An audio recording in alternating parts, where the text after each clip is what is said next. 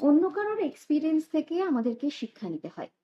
আর তাই আমরা সকলকে তাদের অভিজ্ঞতা জিজ্ঞেস করি।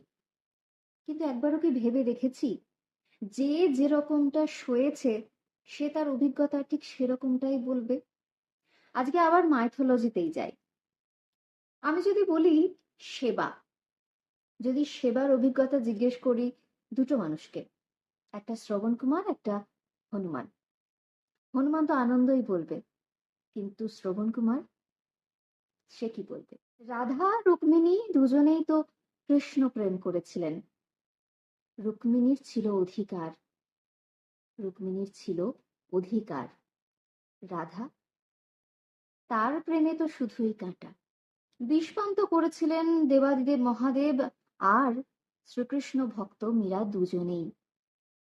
বিষপানের জ্বালা জিজ্ঞেস করতে হবে মহাদেবকে, তিনি বলতে পারবেন বিষপানের জ্বালা কতটা। যদি মীরাকে জিজ্ঞেস করি, সে তো অমৃতের স্বাদই বলবে। ভগবান শ্রীকৃষ্ণের দয়ায় সে তো বিষপান করেও অমৃতেরই স্বাদ পেয়েছিল।